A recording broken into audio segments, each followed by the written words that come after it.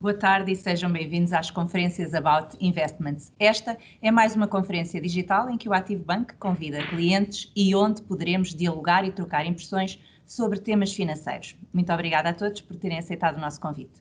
Os microfones estarão desligados enquanto estiver a decorrer a conferência e no final teremos um espaço para perguntas e respostas. Estas conferências são gravadas para posterior partilha no site do Active Bank, portanto, todos os participantes não ficarão sujeitos à gravação da sua imagem e voz se não ativarem estas funcionalidades. Por isso, devem privilegiar a utilização do chat de texto para interagir neste evento. O orador convidado é Tiago Forte Vaz, Vice-Presidente Sénior na Pictet Asset Manager. O tema é o impacto das megatendências no investimento temático. Olá, Tiago, muito boa tarde. Olá, muito boa tarde a todos. Quando Olá, quiser, Tiago, pode começar. Muito obrigado. Obrigada. Boa tarde a todos. Antes de mais, queria agradecer não só o convite do Active Bank para estar hoje aqui, mas também a todos aqueles que nos veem e que participam neste webinar. Eu vou partilhar aqui uma pequena apresentação.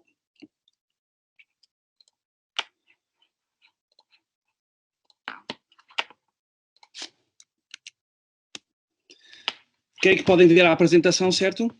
Sim, já estamos a ver. Perfeito. Então, muito boa tarde a todos. Hoje vamos falar sobre o tema de megatendências e investimento temático.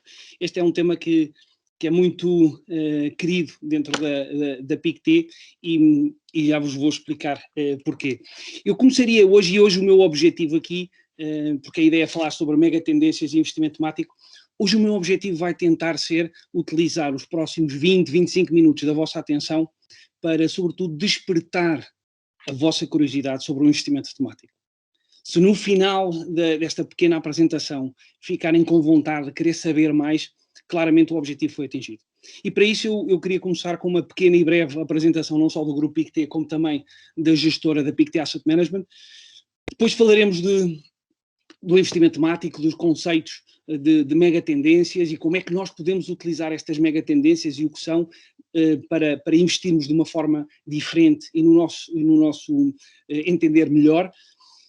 Deixaríamos algumas conclusões e depois eu gostaria de terminar com uma pequena provocação antes de termos uma sessão de perguntas e respostas. Então começaria com uma breve apresentação do Grupo PICT. O Grupo PICT é um grupo suíço, privado, fundado em 1805. Desde a sua fundação, que esteve sempre associado e toda a sua atividade ligada com a gestão patrimonial, quer seja para pessoas físicas, quer para pessoas jurídicas. Eu hoje represento aqui a PICT Asset Management, aquela que vem aí no vosso lado esquerdo. O grupo hoje tem uma cobertura global, mais de 30 escritórios, mais de 4.500 colaboradores e tem entre custódia e gestão quase 780 mil milhões de dólares sob gestão e custódia. Eu pus essa fotografia porque, como eu disse, é um grupo privado e tem a particularidade de ser detido por esses 7 sócios. E é interessante que, desde a sua fundação, o grupo sempre manteve 7 sócios, com a particularidade que os sócios têm que estar na parte da gestão do dia-a-dia. Sempre que se reformam têm que deixar de ser sócios e os outros 6 elegem um novo sócio. E isto tem sido feito nos últimos 215 anos porque nós acreditamos que se mantivermos e alinharmos as pessoas que estão a gerir o grupo no dia-a-dia com o capital do grupo, permite-nos ter uma visão de longo prazo. E nós achamos que isso é claramente uma vantagem comparativa no mundo em que vivemos e reflete-se não só na forma como nós gerimos os recursos dos nossos clientes, mas também como nós nos relacionamos com os nossos clientes. Em termos da PICT Asset Management, eu gostaria só de dizer que nós somos aquilo que se costuma dizer uma multiboutique, ou seja, não somos uma gestora que tem de tudo para todos.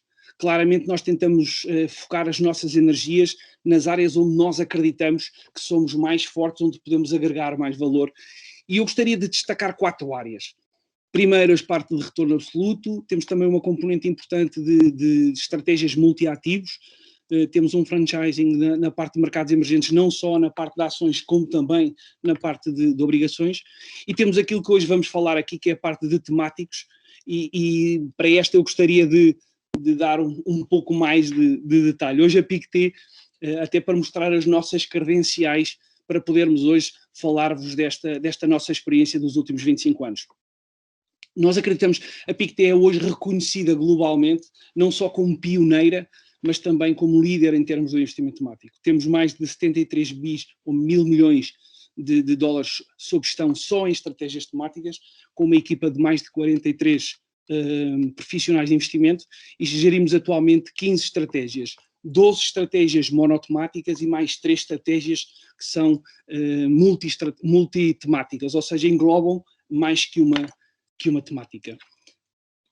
E agora vamos falar daquilo que nos trouxe hoje aqui. O investimento temático e as megatendências. Eu gostava de começar com esta fotografia, que eu acho que é uma fotografia potente. Esta fotografia é uma fotografia aérea de um furacão. E eu queria começar por aqui porque eu acho que existe uma certa paralelismo entre aquilo que nós fazemos e o trabalho que fazem os meteorologistas que estudam, nomeadamente os que estudam a parte dos furacões, que tentam entender como é que se criam, como é que eles evoluem, para poder estudar o seu percurso e como é que eles vão evoluir. Nós fazemos mais ou menos a mesma coisa com as megatendências. Ou seja, ambos lidamos com forças poderosas de transformação. Mas vamos falar um bocadinho do que é este conceito de megatendência. Megatendência são todas aquelas forças estruturais, quer sejam económicas, políticas, demográficas, tecnológicas, que estão a transformar e a moldar o mundo, tal como nós o conhecemos, naquilo que ele vai ser no futuro. E porquê é que este conceito é importante para nós? Há uma frase de um economista americano e professor de Harvard que eu acho que cai aqui como uma luva. Diz o Ted Lewis que o futuro pertence àqueles que são capazes de identificar oportunidades antes que estas se tornem óbvias para todos. E da mesma maneira que os meteorologistas estudam o efeito e a evolução das tempestades para saber exatamente qual vai ser o seu percurso e poder avisar as cidades que vão ser afetadas para se precaverem, nós tentamos fazer a mesma coisa com as megatendências. Nós não estamos preocupados em identificar o que é que está a mudar. Nós estamos preocupados em entender porque é que está a mudar. Nós acreditamos que se somos capazes de identificar estas megatendências, se somos capazes de desenvolver temas de investimento com exposição a estas megatendências, nós acreditamos que estamos numa posição privilegiada, não só para beneficiar das melhores oportunidades de crescimento, porque acreditamos que estas vão ser claramente as áreas que mais vão crescer no futuro, mas porque somos investidores no final do dia das melhores oportunidades de investimento. E esta é uma ideia muito simples, mas ao mesmo tempo muito poderosa e que nós temos utilizado com muito êxito nos últimos 25 anos. Mas nós não somos e não éramos especialistas em megatendências. E o que é que nós fizemos? Nós trabalhámos com uns especialistas, fizemos uma parceria com o Instituto de Copenhaga para Estudos Futuros e eles identificaram essas 14 megatendências. Ou seja, o Instituto é perito e eu, a todos aqueles que tiverem interesse em conhecer mais sobre estas megatendências, aconselho-lhes a que visitem o site do Instituto de Copenhaga. Nem todas as matérias que eles produzem estão abertas ao público, mas eles têm matérias muito interessantes que nos dão a entender o estudo que fazem sobre estas megatendências e da evolução que nós sentimos e que vai acontecer no futuro. E desta parceria o que nós fizemos foi começar a desenvolver temas de investimento que tivessem exposição a estas megatendências. Nem todos os temas de investimento que nós temos atualmente têm exposição às mesmas megatendências. A ideia exatamente procurar desenvolver temas que tenham exposição a megatendências diferentes e que não se sobreponham entre esses temas. E hoje gerimos temas tão diferentes como a saúde, a biotecnologia, a segurança, a robótica, a água, a madeira, entre outras.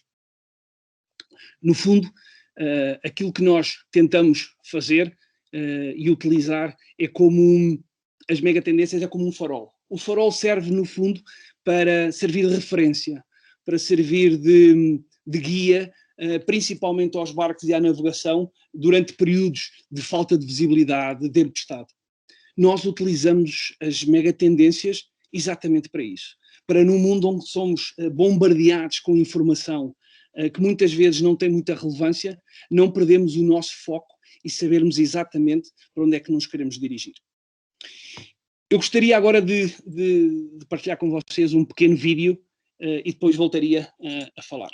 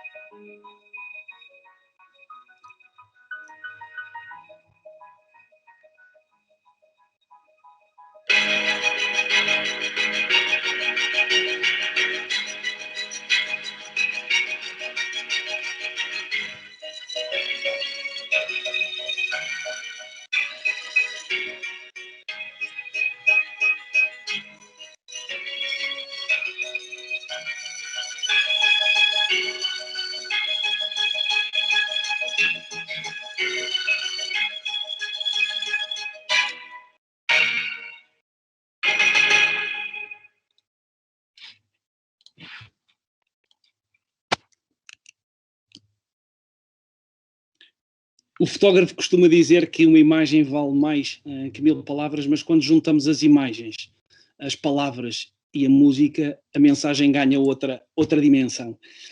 Eu gostaria agora de partilhar com vocês 3 das características que nós identificamos como principais desta forma diferente de investir. Em primeiro lugar, nós temos um foco muito grande na parte do crescimento de longo prazo.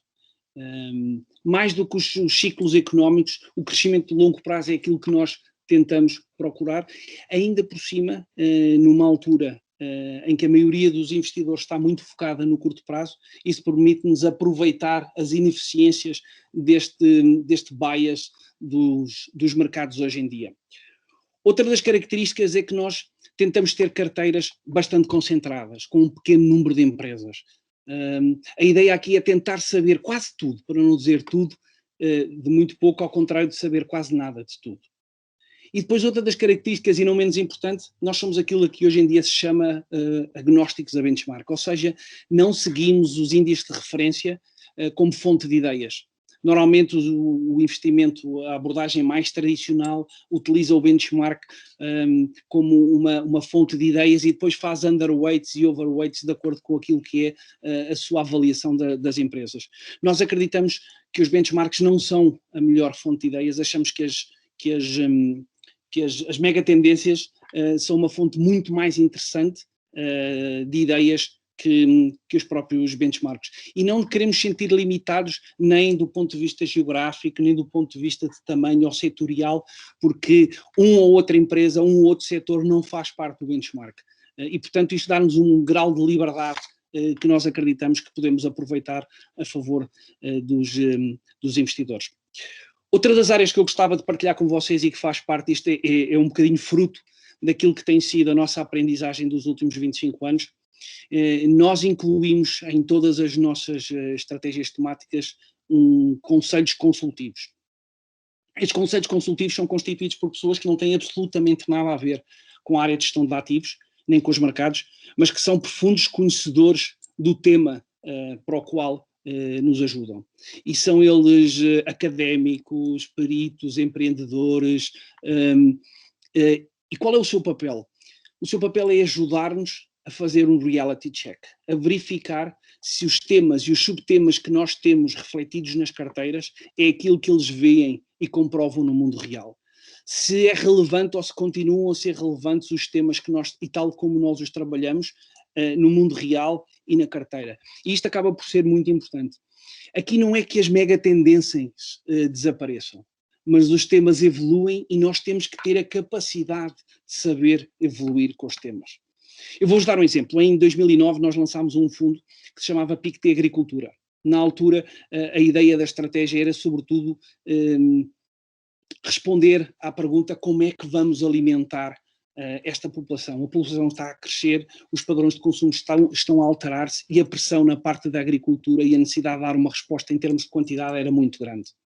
Mais recentemente, os nossos conselhos, o nosso comitê consultivo chamou a atenção para a equipa de gestão de que hoje a tónica já não estava tanto na quantidade, mas estava na qualidade. E, portanto, a equipa começou a tentar fazer refletir essa maior preocupação com a qualidade em termos dos alimentos na carteira. E aquilo que aconteceu foi, por exemplo, em setores como, por exemplo, a agricultura, em vez de investirmos em empresas químicas que produziam adubos para aumentar a produtividade das terras, começámos a investir em empresas que utilizavam a tecnologia e que providenciam soluções tecnológicas para um mais eficiente uso dos recursos da água, dos recursos da monitorização dos solos.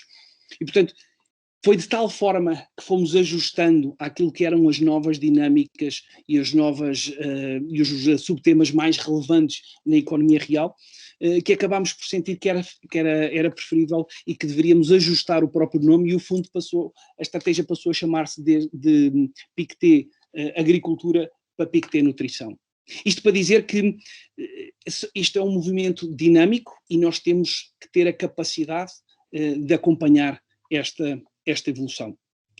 Hoje nós, em termos de estratégias temáticas, como eu disse, temos 15 estratégias temáticas, 3 são multitemáticas, que englobam várias destas temáticas, mas estratégicas tão distintas como a biotecnologia, segurança, robótica, a parte de madeira, energias limpas, marcas premium.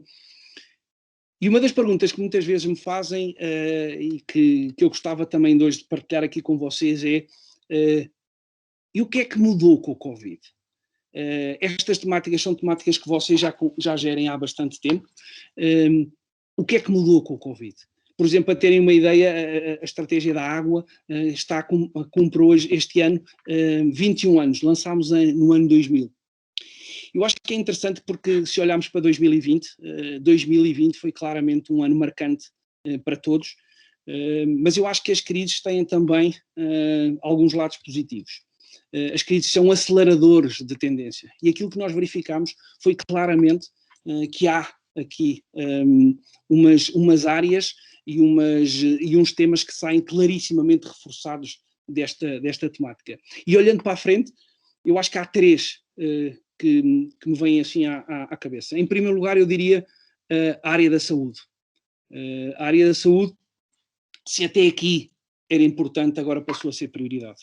Eu acho que a crise e esta pandemia que vivemos em 2000 e que estamos, se Deus quiser, a sair em 2021, mostrou-nos e trouxe uma consciencialização da importância da saúde na sociedade. Efetivamente foi um evento que parou, não foi atrasou, abrandou, parou as principais economias mundiais ao mesmo tempo. Portanto, eu acho que esta consciencialização de que a saúde é importante claramente põe a saúde como um dos fatores prioritários daqui para a frente. E não estou a falar nos próximos 2 anos, estou a falar nos próximos 5, nos próximos 10, nos próximos 15. Depois outra área que eu acho que saiu bastante reforçada desta pandemia foi a área da tecnologia. Eu acho que se alguém tinha dúvidas do papel que a tecnologia ia ter no futuro das nossas vidas, no futuro da sociedade, claramente 2020 dissipou quaisquer dúvidas. Eu acho que, inclusivamente, aquilo que nós estamos hoje aqui a fazer, esta conferência, este webinar, que nos permite quase que, estando em cidades, em países diferentes, em cidades diferentes, podermos estar a falar e a ver uma apresentação como se estivéssemos todos a partilhar o mesmo auditório. Eu acho que é exatamente fruto disso. Eu acho que a grande evolução que nós vimos em 2020, foi claramente o uso massivo desta tecnologia, com todos os seus desafios, e nós, por exemplo, nas nossas estratégias temos 3 perspectivas diferentes de olhar para a tecnologia. Temos esta digital, robótica e security. E depois outra, que eu acho que é a terceira, não menos importante, eu arriscaria a dizer que se calhar é aquela que é se calhar menos conhecida, mas é aquela que se calhar vai ser mais relevante por ter sido até aqui menos conhecida nos próximos anos, que tem a ver com a sustentabilidade. Eu acho que as gerações que vivemos hoje em dia estamos a viver um momento histórico. Estamos a viver um momento que é uma transição do modelo de crescimento.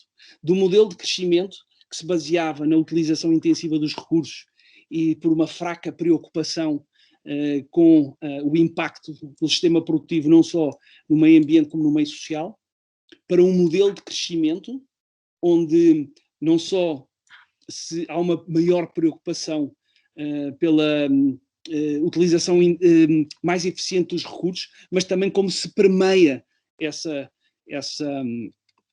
utilização mais intensiva. E há também uma grande preocupação pela redução do nosso impacto a nível social e a nível ambiental. Portanto, eu diria que são estas 3 áreas e todas elas estão refletidas dentro das temáticas que nós trabalhamos. E eu gostava só de deixar 3 ideias em relação ao investimento temático. O investimento temático está aqui para ficar. Claramente é uma área que está em franco crescimento. Sobretudo porque eu acho que hoje os investidores estão a dar conta de que é preciso olhar para lá do curto prazo para encontrar valor nos mercados. E eu acho que as megatendências e o investimento temático são claramente um poderoso instrumento que nos permite olhar para lá do curto prazo. Eu diria um bocadinho como nós falávamos do Terry Lewis, de tentar identificar que eu acho que as megatendências do investimento temático são como os binóculos que nós podemos utilizar para tentar identificar as oportunidades antes que os outros deem conta delas. E tal como tinha prometido, gostava de terminar, antes de irmos para as perguntas e respostas, de terminar com uma pequena provocação que nós sempre fazemos quando falamos de investimento temático. Se o mundo está a mudar, não deveriam mudar também os nossos investimentos? Muito obrigado, e agora teríamos uma parte para perguntas e respostas. Tiago, muito obrigada pela apresentação, que foi bastante interessante e conseguiu ser bastante sucinto com tanta informação. Agradeço-lhe também por isso. Para participarem, se quiserem participar, colocar uma pergunta ao nosso orador ou darem uma opinião, podem apenas levantar a mão que nós desbloquearemos os telefones, ou podem utilizar o chat. No entanto, eu gostaria de, enquanto não chegam perguntas, Tiago, de perguntar que critérios é que devem ser considerados e que dão ou retiram suporte a uma mega tendência? Eu acho que o interessante das megatendências é que elas têm um suporte bastante forte. Eu estou... Conseguem-me ouvir? Sim, perfeitamente. Eu acho que o interessante das megatendências é que o seu impacto vai muito para lá do ciclo económico normal. Claramente aqui os fatores e os drivers são muito mais fortes, muito mais prolongados, amplos e abrangentes do ponto de vista das economias. E é isso que dá força a estas temáticas. Nós claramente, quando olhamos, por exemplo, para estratégias como a estratégia de água que foi lançada em 2000, leva 20 anos e continua a ser tão atual, ou se calhar mais atual do que era há 20 anos atrás. Portanto, quando nós utilizamos estas forças, estas megatendências, estes motores de transformação, claramente o seu suporte e os seus critérios são bastante potentes e não estão tão sujeitos aos pequenos ciclos económicos. E quanto tempo é que se deve aguardar e estar investido numa mega tendência? É assim, nós acreditamos que as megatendências, e eu falei um bocadinho de 5, 10, 15, nós acreditamos que o potencial é quando nós temos uma perspectiva de longo prazo. Eu investir é a mesma coisa que um empresário não monta uma empresa para ter a empresa durante 6 meses. Claramente nós acreditamos que períodos de 5 anos, de 10 anos, são áreas onde nós vamos claramente conseguir tirar o maior proveito desta forma de investir. E por isso é que depois os resultados são o que são. Portanto, claramente se é para 6 meses ou para 2 anos, eu acho que esta não é a forma de investir. Mas a nossa experiência é interessante porque eu acho que o investimento temático apela também a uma coisa que eu costumo chamar que é a trilogia do conhecimento. Ou seja, quanto mais os investidores conhecem e percebem onde é que estão investidos, isso dá-lhes também uma percepção de controle e isso também lhes dá uma maior resiliência em relação ao risco. E aquilo que nós verificamos é que mesmo em períodos de volatilidade e correções de mercado, os investidores são capazes de, se calhar, ser mais rápidos a vender algumas posições que não se sentem tão confortáveis porque não conhecem, que não percebem, do que a vender alguns dos fundos que eles percebem e conseguem verificar no dia-a-dia o racional deste tipo de investimento.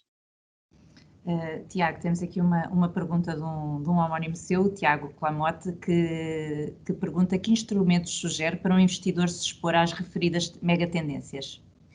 Pronto, obrigado, Tiago, pela pergunta. Nós claramente utilizamos as ações. Achamos que as ações é a melhor forma. Normalmente existe uma forma de pôr as coisas.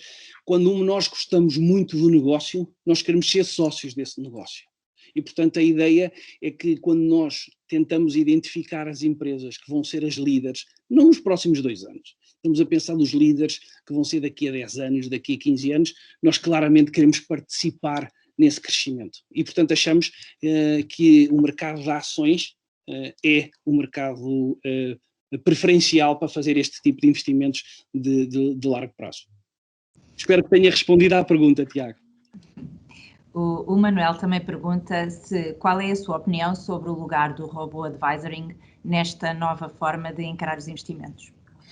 Eu acho que eu sou sempre a favor da tecnologia. Há uma coisa interessante que me perguntaram, porque nós também temos uma estratégia de robótica, que é, mas a robótica não vai pôr em causa o trabalho das pessoas. Eu sempre digo que a tecnologia só é sustentável se os benefícios que traz são claramente superiores aos custos que vem providenciar. Porque se assim não for, ela não é sustentável e vai desaparecer por si só. Agora, eu acho que na área do investimento financeiro, há claramente áreas onde o fator humano é fundamental e não pode ser relegado para segundo plano. Eu acredito muito mais naquilo que nós chamamos os co-robots, ou seja, nos robôs colaboradores, onde nós podemos conjugar a atividade dos robôs, e no caso do robô advisor, é se calhar mais fácil para um gestor financeiro, poder aconselhar com o apoio de uma máquina, aconselhar 100 clientes, do que se calhar, se não tiver o apoio dessa máquina, aconselhar esses clientes. Ou seja, eu acho que muitas dos robôs advisors vão servir para ajudar os gestores financeiros, os financial advisors, mas não vão substituir, porque eu acho que o fator humano continua e vai continuar a ter um papel muito importante no aconselhamento financeiro. Espero que tenha respondido, Manuel. O Tiago também já agradeceu a sua resposta.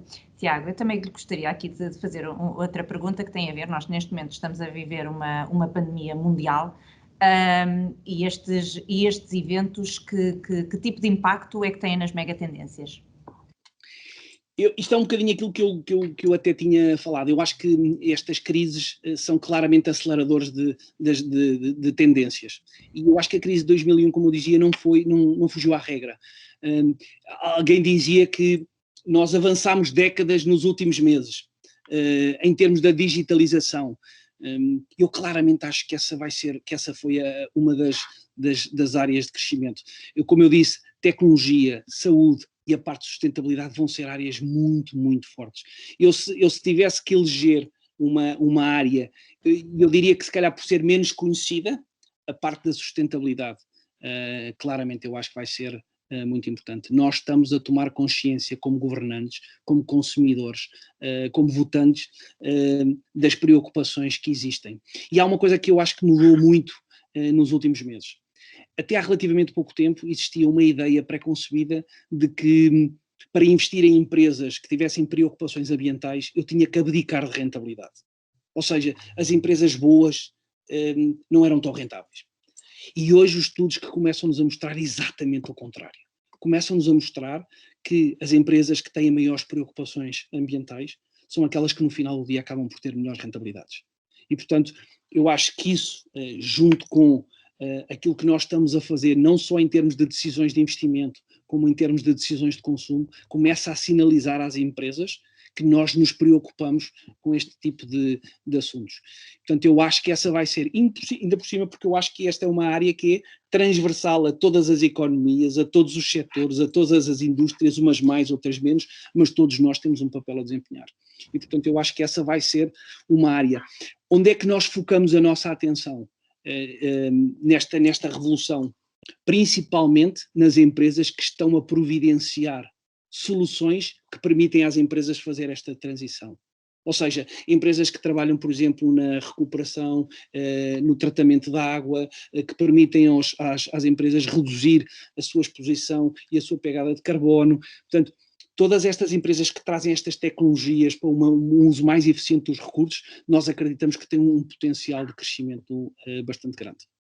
No fundo, essas empresas fazem também aquilo que está a recomendar, não é? Fizeram aqui um investimento a longo prazo, não é? Exatamente. Temos aqui mais uma pergunta, que é do Jesus Costa Roberto Carlos. Como é que prevê a mega tendência no que toca à previsão a médio e longo prazo na quebra do consumismo, sabendo que é o motor da economia global e que a pandemia mostrou a verdadeira fragilidade na dependência no consumismo e do sustento produtivo? Eu acho que, vamos ver uma coisa, em termos do consumo, eu acho que esta crise e a redução do consumo foi uma redução imposta. Vamos ver, a grande diferença que existiu da crise financeira que nós tivemos em 2000 era um problema interno da própria economia. A crise que nós vivemos em 2020, e que depois foi um bocado apaziguada por todas as ajudas que foram feitas à própria economia, foram porque nós não pudemos consumir. Ou seja, aquilo que nós acreditamos e aquilo que são as perspectivas económicas é que uma vez que o desconfinamento comece a reduzir-se, nós acreditamos que os padrões de consumo vão voltar a subir.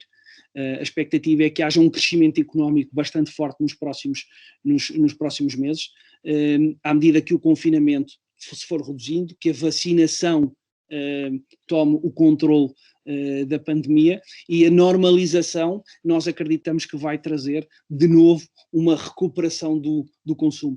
É, aliás, isso que está a acontecer em alguns países, nomeadamente na parte da Ásia, não contando com a Índia, mas nomeadamente a China, que foi dos primeiros países a sair ou mais avançado, digamos assim, na área do controle da pandemia, mas nós estamos a ver que nos Estados Unidos e na Europa que as coisas começam a recuperar para níveis económicos. Ou seja, acreditamos que aquilo que aconteceu o ano passado, a redução drástica do consumo, não foi porque as pessoas não queriam consumir ou não podiam consumir, mas porque claramente as pessoas não podiam sair à rua. E portanto acreditamos que essa pode haver uma reativação da atividade económica. Espero que tenha respondido à pergunta. Creio que sim. Tiago, estamos mesmo aqui a terminar o nosso programa. Chegou aqui mais uma, que eu vou-lhe fazer só mais esta pergunta antes de nos despedirmos, que é do António, que pergunta se o tema espaço também será uma mega trend. Espaço até agora não é uma mega tendência. Eu acho que eventualmente pode vir a ser. Como nós dizemos, o mundo está sempre a mudar. As mega tendências normalmente têm alguma estabilidade, mas acredito que eventualmente possa fazer parte um dia que nós começamos daqui a muitos anos a ser demasiados no planeta, que cada vez mais se verifique o espaço como uma oportunidade de expansão dos humanos. Tiago, muito obrigada pela sua participação. Terminamos assim. Eu é que queria agradecer o convite e a participação e as perguntas, porque este é claramente um tema que nos apaixona. A nós também. Terminamos assim esta conferência, que esperamos que tenha sido esclarecedora. Enviaremos amanhã esta apresentação a todos os participantes. Desejamos a todos a continuação de uma ótima noite e mantenham-se seguros. Obrigada. Muito obrigado, boa tarde a todos. Obrigada.